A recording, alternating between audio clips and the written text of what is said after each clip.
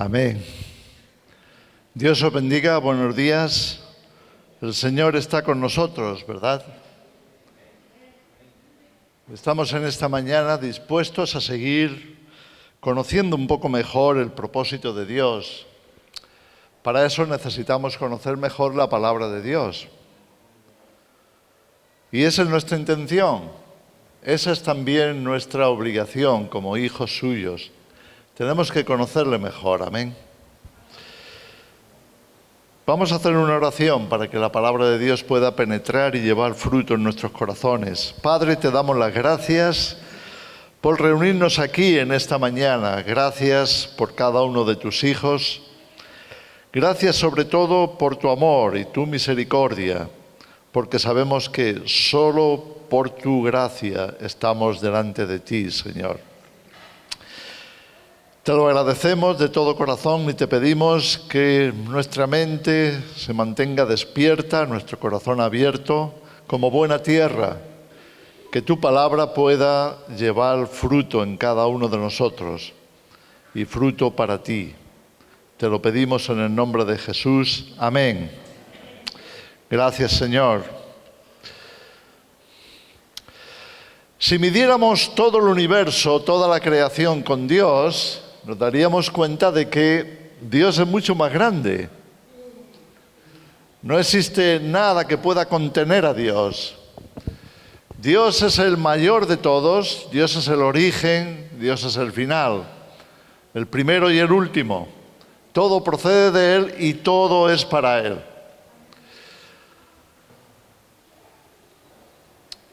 Todos salimos de Él.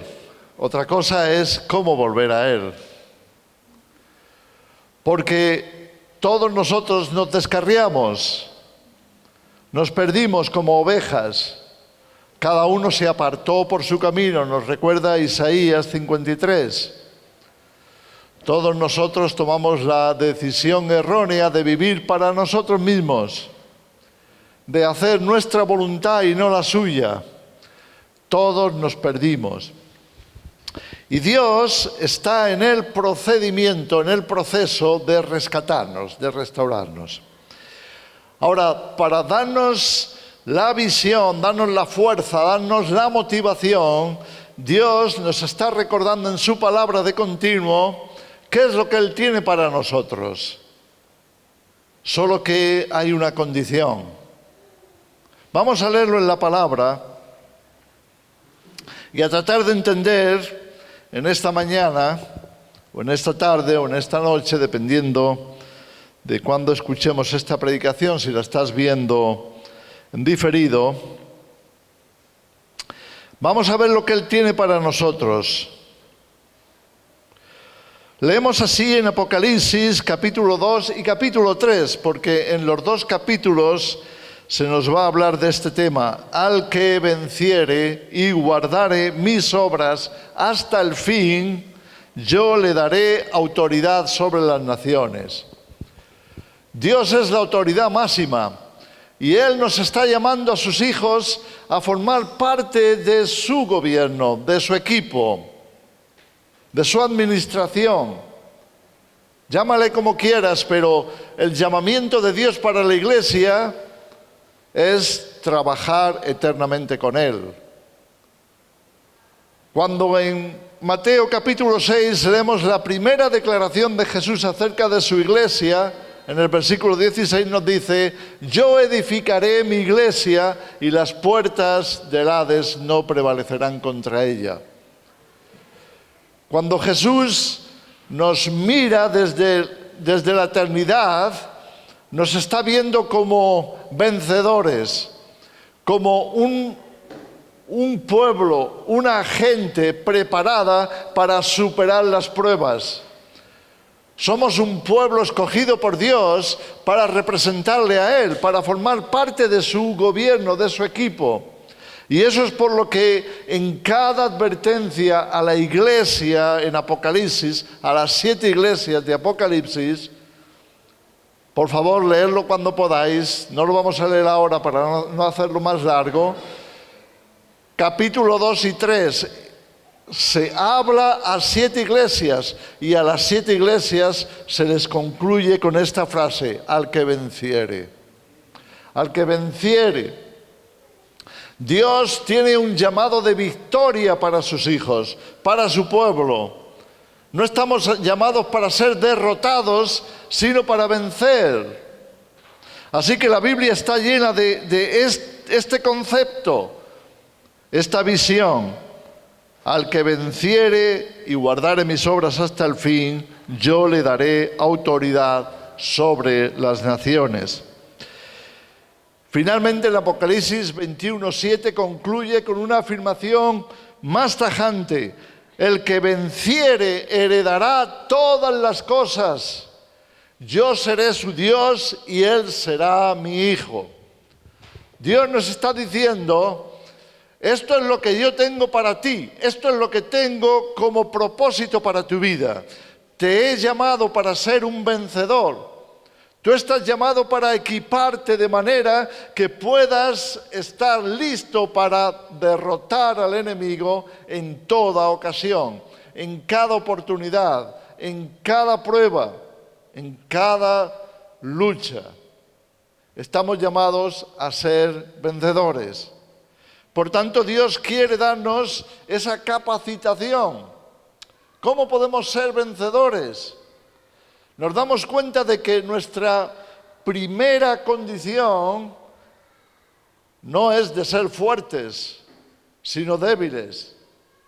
Porque hemos pecado y nuestra naturaleza ha caído. Ya no tenemos la conexión que necesitábamos con Dios, a menos que nos reconciliemos con Él por medio de Jesucristo. Y Dios nos ha dado el privilegio de llamarnos en Cristo, de darnos fe para confiar en Él, y es en Él, solo en Él, es en el Mesías, es en el Hijo de Dios, cuando nosotros y donde nosotros podemos recuperar la capacidad, la posición, el poder para vencer. Solo en Cristo podemos considerarnos y comprobar que somos vencedores. El Antiguo Testamento, sin embargo, nos provee de ocasiones en las que Dios puso a personas suyas, de su pueblo, creyentes, servidores de Dios, que fueran ejemplo para nosotros, para su iglesia, de lo que significa ser vencedores. Recordamos, lo hemos estudiado tantísimas veces, pero nunca nos cansamos porque es una fuente inagotable. Me refiero a la palabra de Dios y al testimonio, a los testimonios. Sigue siendo el rey David después de 3000 años. Hace 3000 años que el rey David estuvo en la tierra. Y sin embargo, Dios quiso que su testimonio permaneciera como un ejemplo para todos nosotros. David se vio también en debilidad. Y David entendió que tenía que fortalecerse en el Señor. Tal y como Pablo nos dice a cada uno de nosotros en Efesios: fortaleceos en el Señor y en el poder de su fuerza. El rey David tuvo que fortalecerse. Pero para fortalecerse tuvo que tener pruebas. Tuvo que pasar dificultad. Tuvo que enfrentar retos, tuvo que tomar la decisión de que él no iba a dejar pasar la oportunidad que se le ofrecía para pelear, luchar y hacer lo correcto. Él estaba con las ovejas que su padre le había encomendado, siendo un chaval, aprendiendo a conducirlas, a llevarlas a los pastos. Él tuvo que aprender de las cosas sencillas para lo que tenía preparado Dios, cosas más grandes en las que él también tendría que ser victorioso. Estando con los rebaños, David tuvo que experimentar la amenaza, porque en cualquier momento podría aparecer un animal que, siendo depredador, buscara las ovejas. Animales que se alimentan de la carne, de la sangre de sus víctimas. Así que David tuvo que tomar decisiones. ¿Qué voy a hacer? Porque un león se acercaba buscando presa, buscando a quién comer, y merodeó el rebaño y se dispuso a atacar a las ovejas. ¿Qué podía hacer él? Era un león. No es fácil enfrentarse a un león. Puede ser terrorífico. ¿Cómo lo haces? Tienes que tomar decisiones. Estoy dispuesto a confiar en Dios, estoy dispuesto a armarme de valor, estoy dispuesto a entender que Dios está conmigo y que si yo enfrento esta dificultad la podré superar porque Dios me dará las fuerzas. Y David lo hizo y se enfrentó al león y lo venció. No podemos imaginar que David tuviera un rifle o que tuviera unas flechas envenenadas o nada parecido. Él solamente tenía su honda, él solamente tenía seguramente un bastón, un palo. Poco más podría tener, pero algo dentro de él, la confianza, la disposición para la lucha, el espíritu vencedor, la motivación, la confianza plena de que Dios estaba con él, le condujo a enfrentarse al león y vencerlo.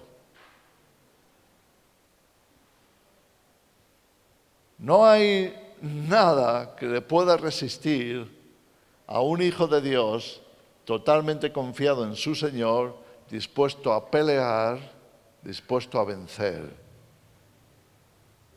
David lo comprobó.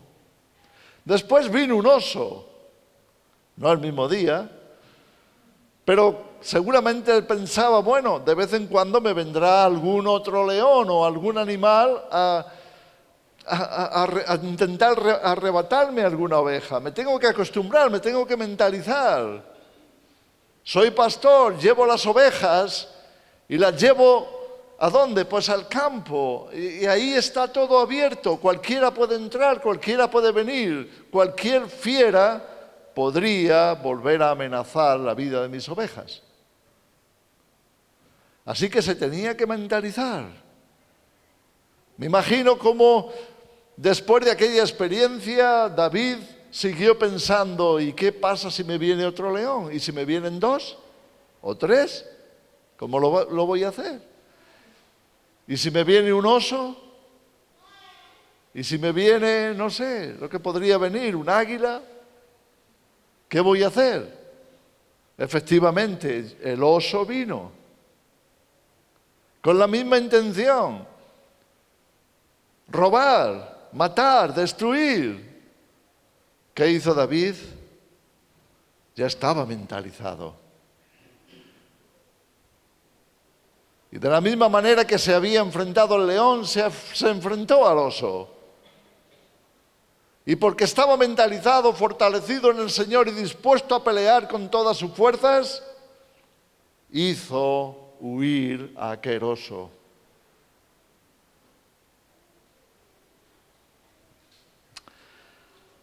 Hermanos, estamos llamados a ser vencedores, no vencidos. Estamos llamados a fortalecernos en el Señor y en el poder de su fuerza. Estamos llamados a estar mentalizados. ¿Por qué? Porque la primera victoria que Dios nos quiere dar está en nuestra mente. Es nuestro primer campo de batalla, es nuestro punto débil. Es en la mente que podemos ser derrotados. Y cuando somos derrotados en la mente, ya no hay manera de escapar. Cuando comenzamos a sentirnos vencidos en vez de vencedores, cuando dejamos que el temor se apodere de nosotros, que nuestra mente se llene de pensamientos negativos, perdemos la paz. Y cuando perdemos la paz es muy difícil mantenerse firme. Necesitamos entender esta necesidad. es que estamos llamados a tener victorias en nuestros pensamientos. ¿Cómo te imaginas tu vida? ¿Cómo ves tu futuro? ¿Cómo ves tu situación? ¿Cómo ves tu vida familiar, tu vida matrimonial? ¿Tienes una mentalidad de vencedor? ¿Ves que hay triunfo en tu vida? ¿Ves que hay triunfo en tu matrimonio? ¿Ves que hay triunfo en tu relación con tus hijos? ¿Ves que hay triunfo en el futuro? ¿O lo estás viendo todo oscuro, negro, de manera que te sientas ya vencido, derrotado, perdido? Dios nos quiere dar mentalidad de vencedores. Somos sus hijos, Él está con nosotros. Si Dios está por nosotros, ¿quién contra nosotros? El que no se guardó ni a su propio Hijo, sino que lo entregó por todos nosotros, nos recuerda Pablo en Romanos 8, 32.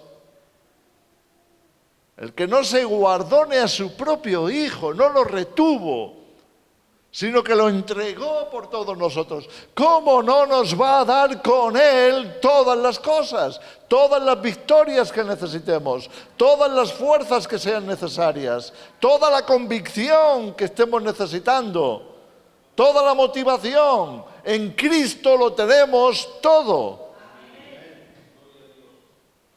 Así que, ¿qué enemigo nos puede derrotar?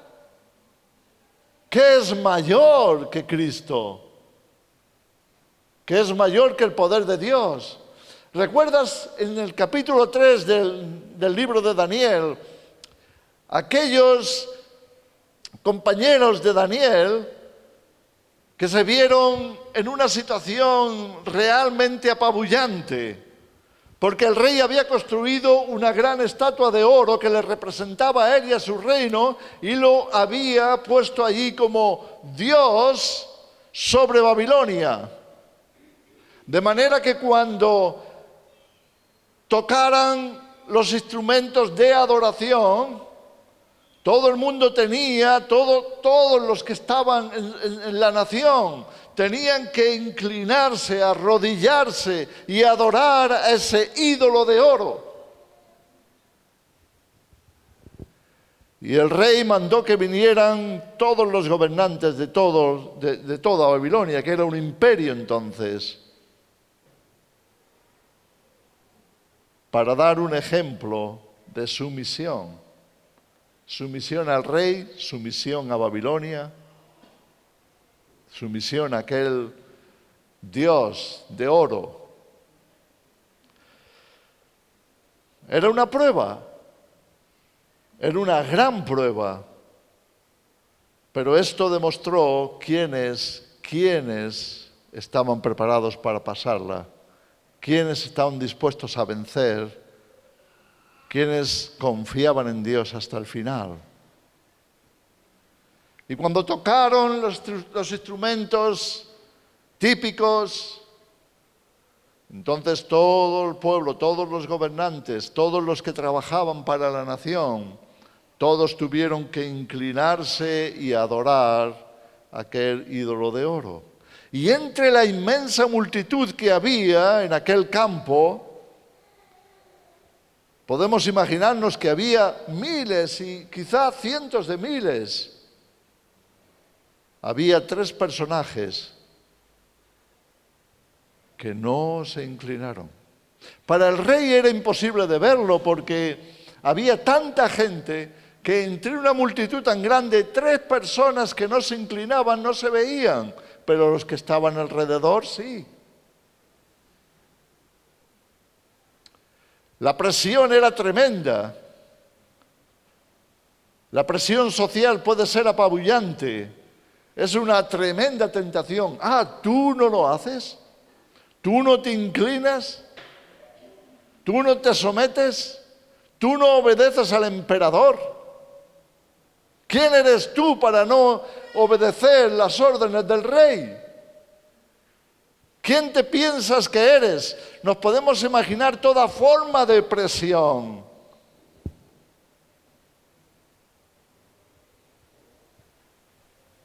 Pero ahí estaban los 3.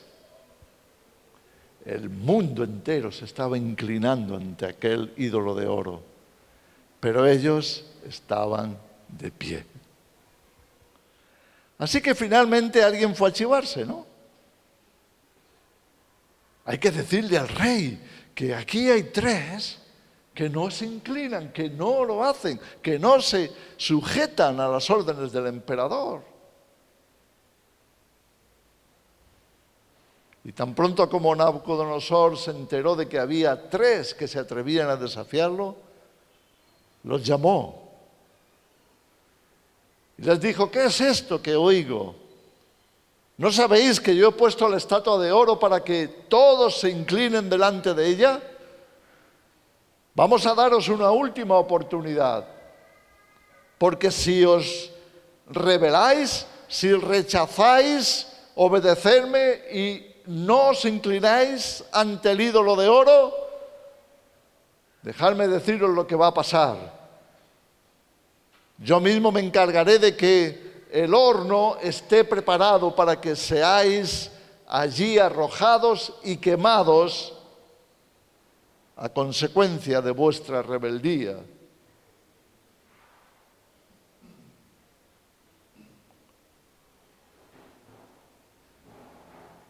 Gran presión, la presión de la autoridad. La presión de la autoridad. ¿Debían aquellos hombres obedecer al emperador? ¿Debían aquellos 3, una inmensa minoría, podemos llamarle así, la inmensa minoría? ¿Podría aquella inmensa minoría de 3, delante de una inmensa multitud de mayoría, mantenerse firmes? Ya no solamente había presión de la sociedad, había presión directa de parte del emperador. Y aquí están las palabras de aquellos 3 jóvenes. Majestad,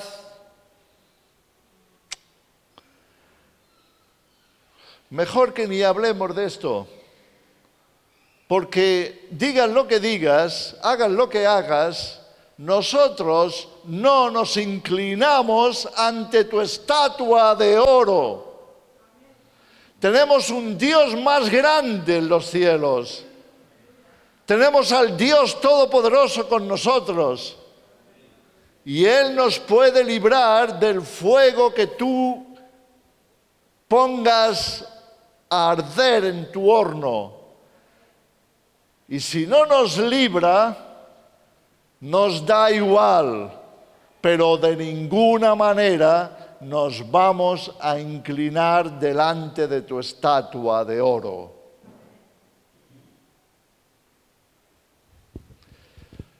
Se llama madera de vencedores.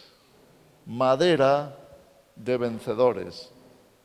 Material del vencedor. ¿Qué se necesita para ser un vencedor? Se necesita tener las ideas claras. Hay que pelear la batalla de la mente. Necesitamos entender que la vida es una prueba continua, que Dios nos está probando. Dios nos está mandando, enviando dificultades aquí y allá para que nosotros tomemos decisiones sabias basadas en esta realidad. Yo tengo un Dios todopoderoso, el cual me ha creado, el cual me ha salvado, el cual me ha puesto para ser vencedor. Y yo haré su voluntad. No importa cuál sea la dificultad, yo escojo hacer la voluntad de Dios. Escojo pelear. Escojo mantenerme firme. Escojo la decisión correcta. Escojo ser como Él. No me inclinaré ante ningún Dios. No cederé a ninguna presión. No me dejaré llevar por la corriente. No voy a hacer lo que hace el resto del mundo, porque si no lo haces vas a quedar como el garbanzo negro. Vas a quedar como la oveja negra, vas a quedar como el raro, vas a quedar como el da igual. Yo sé en quién he creído y sé lo que Él es, quién es Él, lo que Él es para mí, y yo sé lo que Él me pide y yo sé lo que tengo que hacer. Tengo que tener en mi mente, primeramente, la mentalidad, la decisión, la paz de que sé lo que me conviene. Confío en Dios. No haré lo que no sea mi convicción depositada en mi Dios, en su palabra, en su verdad. David finalmente se tuvo que enfrentar a Goliat, como todos sabemos. Es una escena apabullante, porque también había una tremenda presión, la presión del gigante. El gigante vino delante de todos para desafiar al pueblo, al ejército de Israel. Un ejército que marchaba en el nombre de su Dios. Un ejército que tenía enarbolada la bandera de Dios. No la bandera de Israel, la bandera de Dios. Un ejército que estaba dispuesto a pelear las batallas que fueran necesarias para que la nación tuviera paz. Para que la nación tuviera paz. Sobre ti y sobre mí también hay una bandera. Hay un estandarte, el estandarte de la verdad, el estandarte de la palabra de Dios, el estandarte de las promesas de Dios. Tenemos multitud de versículos que nos confirman en la verdad, que nos confirman en las promesas de Dios, que sabemos que Dios está con nosotros, que Él no nos dejará ni nos desamparará. Pero cuando somos puestos a prueba, tenemos que entender que las pruebas son necesarias para hacernos fuertes, para mentalizarnos, para que sepamos que no nos iremos de este mundo sin lucha, no saldremos de aquí sino como vencedores. Porque si no lo hiciéramos, si dejamos que el enemigo nos derrote una, otra vez, porque no estamos confiando en Dios, no saldremos de este mundo, de esta vida, como vencedores, sino como derrotados.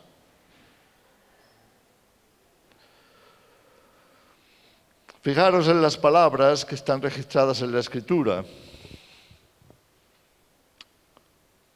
En 1 Samuel 17, versículo 9, está hablando Goliat. Está hablando el gigante, la dificultad.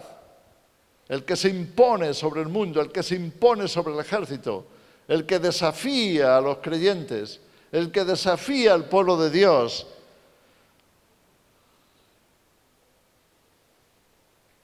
Están repitiendo las palabras de Goliat. El pueblo está diciendo, mira lo que dice el gigante. Si él pudiere pelear conmigo y me venciere, nosotros seremos vuestros siervos. Esto es lo que estaba en el ambiente. Mira cómo habla el gigante, mira lo que dice. Está diciendo que nosotros seremos los siervos si me vencen a mí. No está diciendo si peleamos contra el ejército, no. Está diciendo el que se enfrente a mí. Es como Satanás, queriendo tomar el control de la mente del creyente. Enfréntate a mí. Muchas veces no nos damos cuenta de cuán real es eso. Cómo Satanás nos desafía en tantas oportunidades. Quizá te enganchó, quizá te golpeó, quizá te engañó. Quizá te ha arrastrado en el pasado hacia una forma de vida que deshonra a Dios. Y Él te sigue desafiando. Primero me tendrás que vencer a mí. Primero tendrás que demostrarme que tú eres más fuerte que yo. Tendrás que demostrarme que el que está en ti como dice la palabra de Dios, es más fuerte que yo?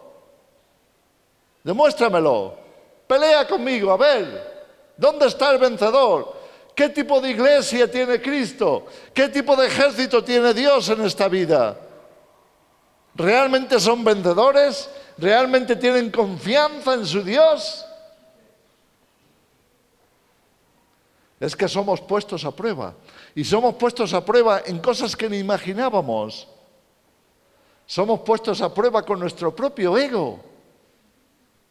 Jesús dijo: si alguno quiere venir en pos de mí, niéguese a sí mismo.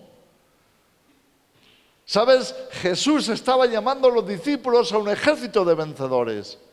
Y Él estaba diciendo: si alguno quiere pertenecer a mi ejército, si alguno quiere seguirme a mí, si alguno quiere aprender a ser como yo, eso es de lo que se trata, el ser discípulo del Señor.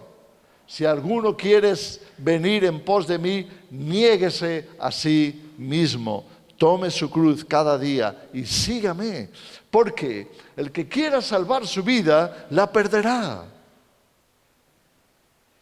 Pero el que pierda su vida por causa de mí y del Evangelio, ese la salvará. ¿Quién resultará vencedor?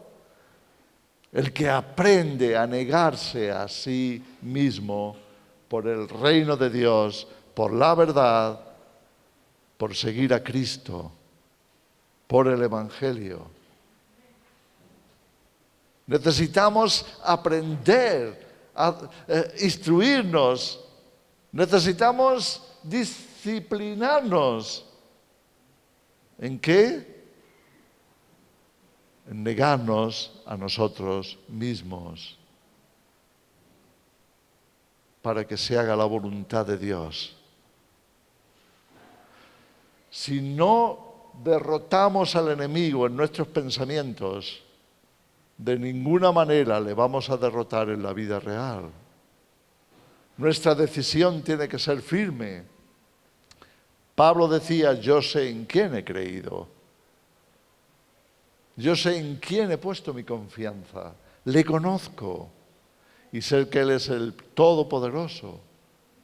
Sé que Él tiene capacidad para recompensarme, para guardar mi recompensa para cuando vuelva a Él. Jesús le estaba enseñando a los discípulos y a la nación: haceros tesoros en los cielos. Tenemos que disciplinarnos en entender y en practicar lo que significa hacernos tesoros en los cielos, porque lo hemos olvidado. Estamos haciendo las cosas por lo que vemos. Estamos siguiendo nuestros ojos, nuestros oídos, y estamos dejando que sea lo que aparenta, lo que dirija nuestro pensamiento. No podemos ser cristianos con esa actitud, y mucho menos vencedores. No podemos ser parte de un ejército victorioso si no estamos mentalizados. Así que la batalla de la mente es inevitable. Tenemos que tomar decisiones antes de salir al campo de batalla. Tenemos que salir con la decisión de que el que está en nosotros es mayor que el que está en el mundo. Que con Cristo somos mayoría. Amén.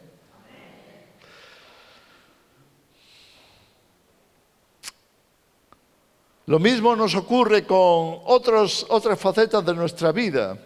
¿Cómo está tu vida matrimonial? ¿Eres un vencedor ahí? ¿Estás haciendo la voluntad de Dios con tu esposa, con tu esposo? ¿Estás estudiando la palabra de Dios que te habla acerca de cómo te llegará la victoria para ponerlo en práctica? ¿Estás practicando como esposo el negarte a ti mismo? ¿El dar tu vida por tu esposa? ¿El buscar la unidad verdadera? Porque Dios os llamó a ser uno. Si no vencemos en ese terreno, ¿cómo pensamos que vamos a vencer en terrenos mayores? ¿Cómo está tu relación con tu esposo? ¿Le honras como a Cristo? ¿Le respetas? ¿Le apoyas porque Dios te hizo ayuda idónea de Él? Necesitamos entender el plan de Dios, necesitamos tener entendimiento de su palabra y tenemos que mentalizarnos que es su palabra la que debe de regir nuestro pensamiento, porque si nuestro pensamiento va por otro camino, toma otro derrotero, acabaremos derrotados.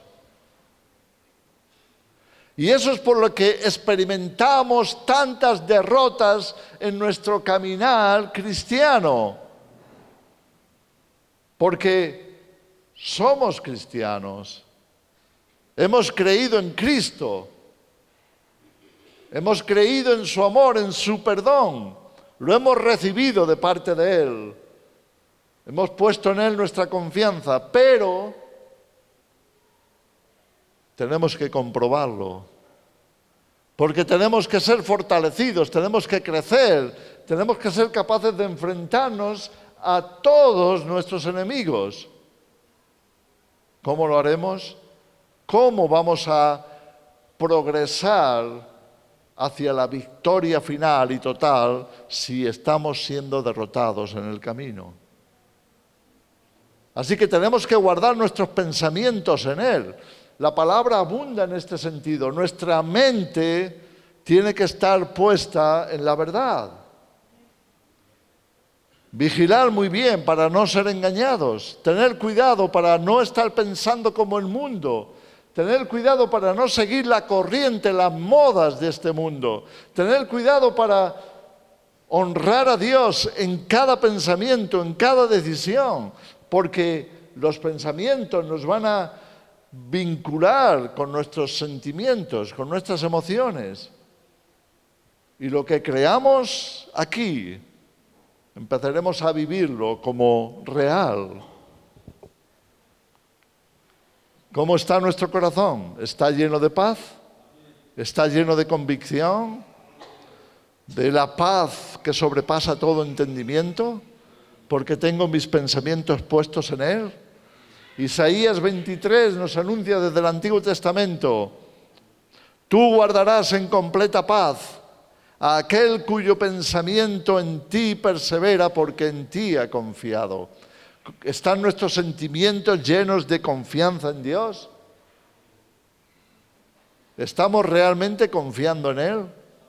No importa lo que pase, tenemos nuestros ojos puestos en Él y sabemos que Él es el que nos dará la victoria. Él es el que nos declarará vencedores, porque hemos confiado en Él.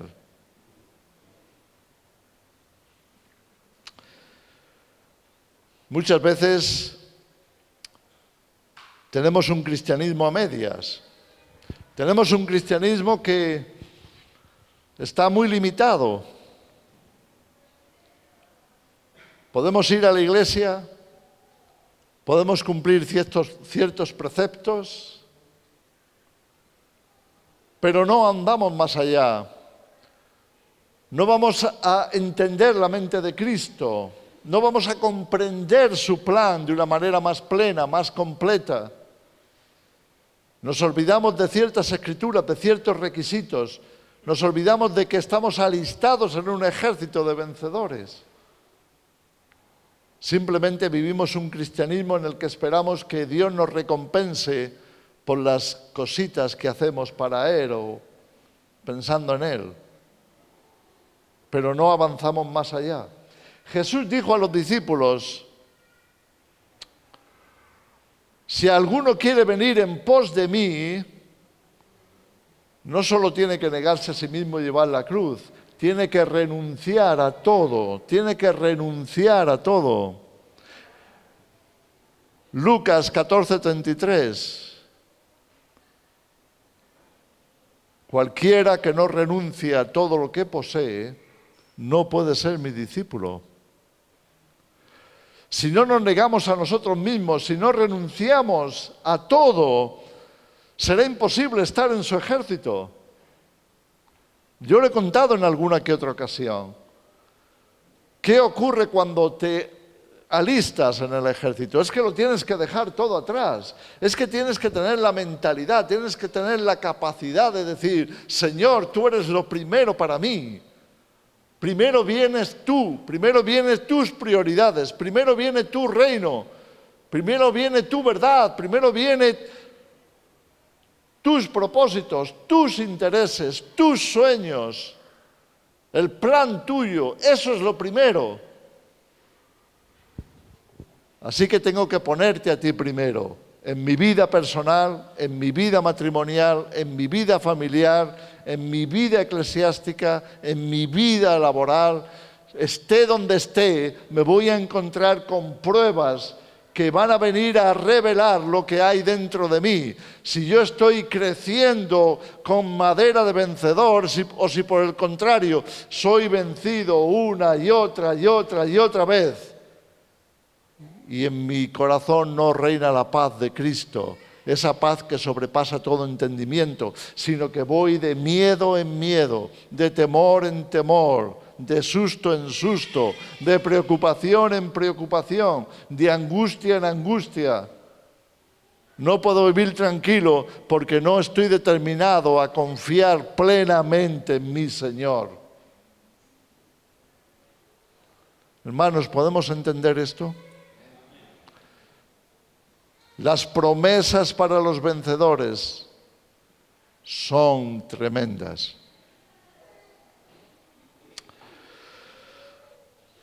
Hay mucha gente que nos escribe en YouTube o en Telegram y vemos casos tremendos de personas que realmente lo están pasando mal. Muchas veces por soledad, porque no tienen cristianos cerca, porque se ven completamente asustados por las presiones del ambiente, por la presión social, la presión familiar. Son los únicos cristianos que están en esa situación, en ese ambiente, en esa circunstancia. Y muchas veces nos escriben diciendo, pastor, ¿qué puedo hacer en mi situación? ¿Qué puedo hacer? Mi primer consejo es fortalécete en el Señor. Tienes que estar firme en la palabra de Dios. No estás solo, Dios está contigo. Echa mano de las promesas de Dios. Cree al Señor Jesucristo. Cree que Él está contigo todos los días hasta el fin del mundo, aunque fueras el único cristiano en esta tierra, aunque seas el único que entiende la verdad, aunque seas el único que está dispuesto a servir a Dios y a hacer su voluntad. Mantente fiel, mantente firme en Él, no estás solo, Él está contigo y lo estará todos los días hasta el fin del mundo.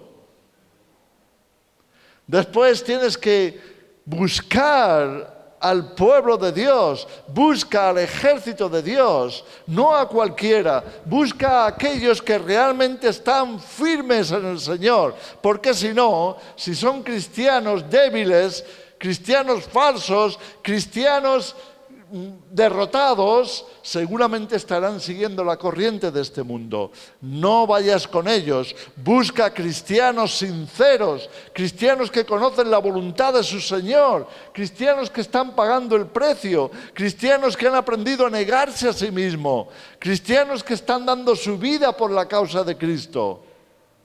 Y únete a ellos. Sé humilde. Porque en la humildad hay unidad. No pretendas ser un cristiano que no puede trabajar con nadie, no puede unirse a nadie, porque solo él sabe lo que hay que hacer. Y no se somete y no se sujeta al pueblo de Dios, al ejército de Dios. Sé un soldado dispuesto. Sea alguien con quien resulte fácil trabajar, porque entiende lo que significa humillarse, porque ha visto el ejemplo de Jesús. Cómo Jesús se humilló a sí mismo. Nadie se ha humillado más que nuestro Señor Jesucristo. No se humilló por humillarse, se humilló para hacer la voluntad de su Padre.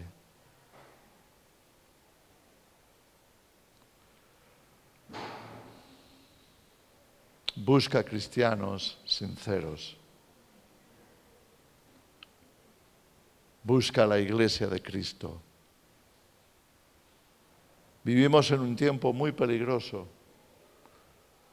Otro me decía, tengo cerca una iglesia, pero estoy yendo por meses y no me alimento porque algo me dice que no tienen una doctrina correcta.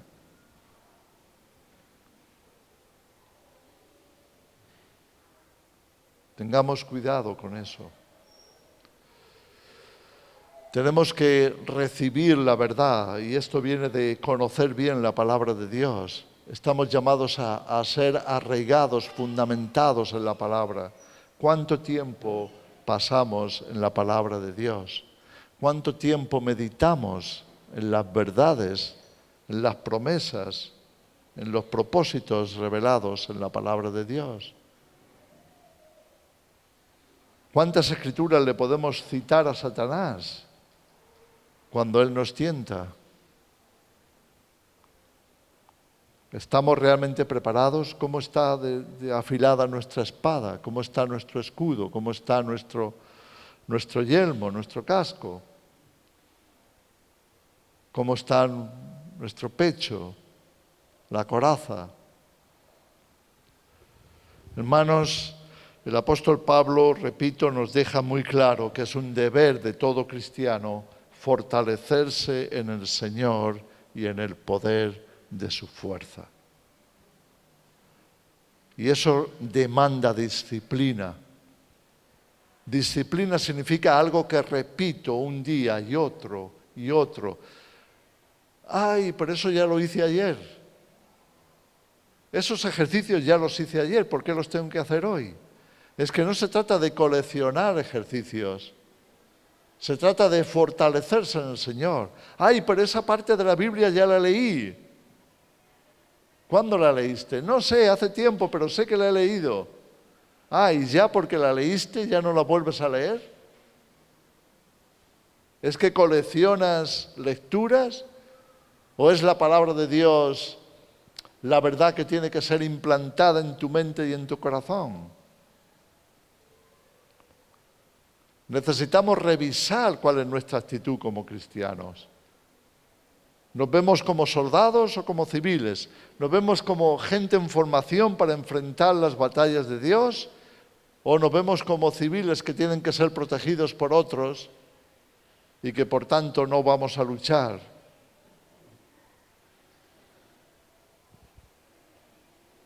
Que el Señor nos ayude. Amén.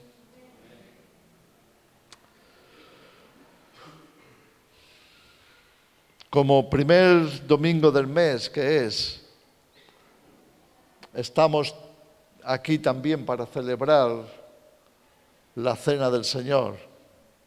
Estamos aquí para honrar a nuestro Dios, honrar al Señor Jesucristo por lo que Él hizo por nosotros. Estamos aquí para renovar ese pacto, el pacto que Él nos ofreció. Y tenemos que repetirlo de vez en cuando porque Jesús mismo nos lo ordenó así. Él ordenó hacer esto todas las veces que os recordéis. Acordaos de esto. Acordaos de renovar vuestro pacto conmigo. El pacto de la sangre del Hijo de Dios. Jesús se humilló hasta la muerte. Pero antes de humillarse hasta la muerte, se tuvo que humillar para hacer otras cosas. Se tuvo que humillar para despojarse de su divinidad, hasta cierto grado, por lo menos. Se tuvo que despojar de estar en los palacios celestiales. Se tuvo que despojar de vivir en una situación perfecta, privilegiada, como era estar sentado a la diestra de su Padre en los cielos. Se tuvo que despojar, tuvo que renunciar a todas esas cosas. ¿Cómo? Humillándose a sí mismo. Eso es lo que Pablo escribe en Filipenses, en el capítulo 2. Cómo Jesús se fue humillando, humillación tras humillación, y tomando la condición de hombre. Para él era una humillación dejar su apariencia plena de Dios, que la tenía, para hacerse un hombre mortal. Un mortal, alguien que podía perder la vida.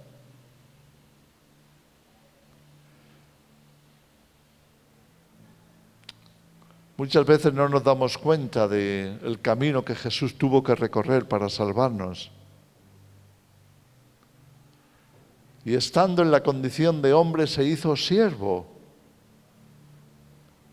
No vino aquí para decir, bueno, ya que he dejado los cielos, ya que he dejado los tronos celestiales, divinos, por lo menos voy a estar en el cuerpo de un rey, por lo menos voy a estar en un palacio, aunque sea una choza en comparación con lo que tengo en el cielo, pero por lo menos quiero nacer en una cuna real, quiero nacer de un príncipe, de un rey. No, él se humilló tomando forma de siervo.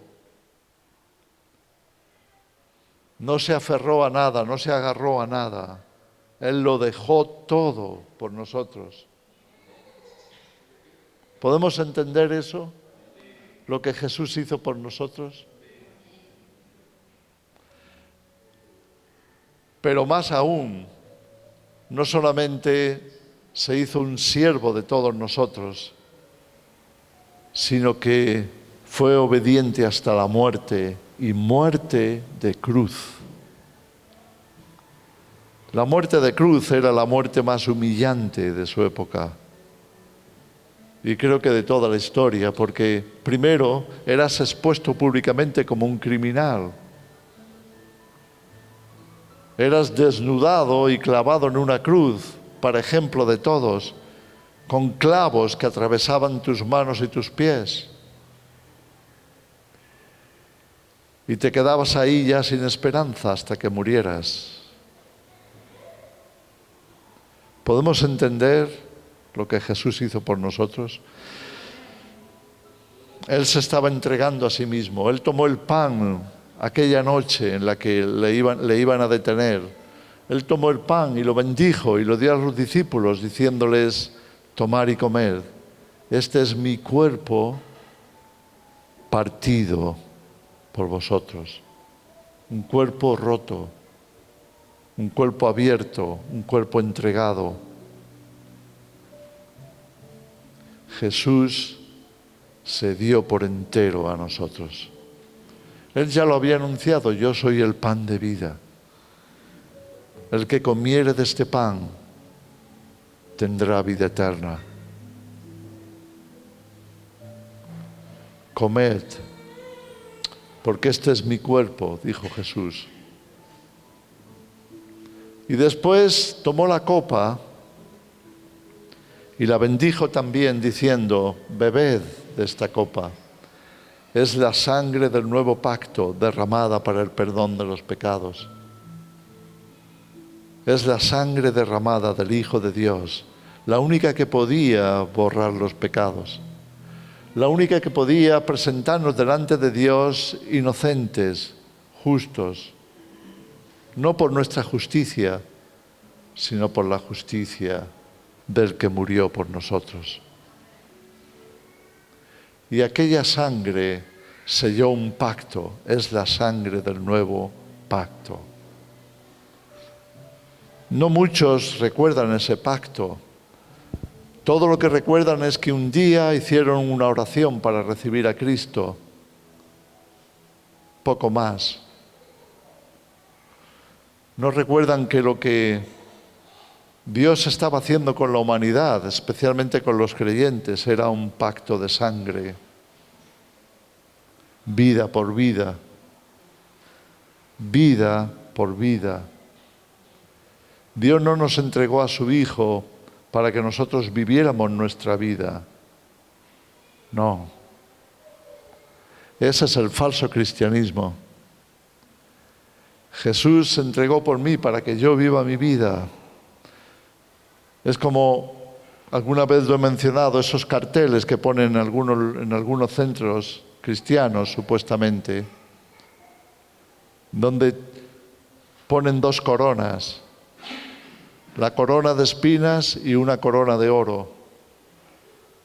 Y debajo de la corona de espinas escriben, Jesús llevó esta corona, y debajo de la corona de oro escriben, para que nosotros llevemos esta. Ese es el falso cristianismo. Jesús dijo, si a mí me han perseguido, también a vosotros os perseguirán. El siervo no es mayor que su Señor. Pablo escribió, recordando la palabra de Dios, que si sufrimos con Él, también reinaremos con Él. Sí, sufrimos con Él. No es que Él sufrió para que nosotros no tuviéramos que sufrir. Él sufrió para que nosotros le entregáramos nuestra vida, vida por vida. El cristianismo empieza cuando tú le entregas tu vida a Cristo. Y ya no eres tú. Ya no eres tú el que va a tomar decisiones. Ya no eres tú el que va a buscar su propio bien. Ya no eres tú el que va a estar detrás de enriquecerse. Ya no eres tú el que va a estar detrás de vivir lo mejor posible. No, eso no es cristianismo. El cristianismo verdadero es, ya no vivo yo, mas vive Cristo en mí. Y lo que vivo en la carne lo vivo en la fe del Hijo de Dios. Lo vivo para Él. Él es mi Señor. Él es el que manda, Él es el que dirige, Él es el que me instruye en su palabra, Él es el que me dice por qué camino tengo que andar.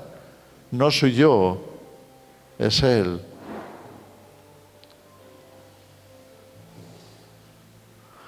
Y nos conviene recordarlo. Y nos conviene renovar ese pacto. Vamos a acercarnos. Solamente acércate si quieres renovar ese pacto. Si no, no te acerques, por favor. No es un rito. No es una escena bonita. No es una tradición cristiana. No es nada de eso. Es un pacto de sangre. Toma del cuerpo de Cristo, toma del pan y de la copa para decirle a Jesús, Jesús, muchísimas gracias por haber entregado tu vida por mí. Toma la mía la mía es tuya.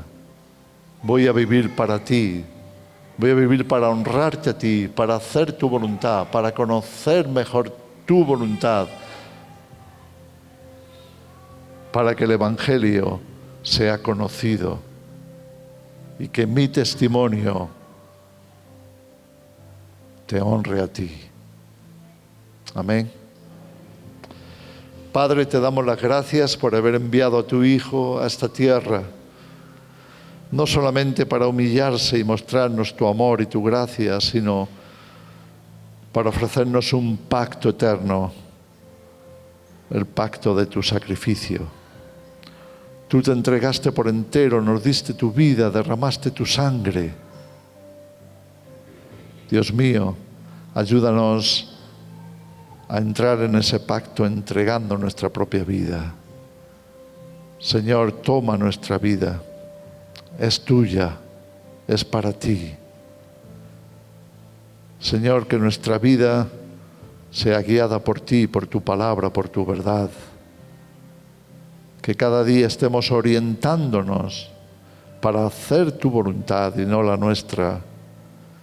Que cada día recordemos que es a ti a quien servimos. Tú eres nuestro Señor. Bendecimos este pan y esta copa. Señor, que al tomarla, participar de ellos, del pan y de la copa, volvamos a sellar, renovar ese pacto. En el nombre de Jesús. Amén.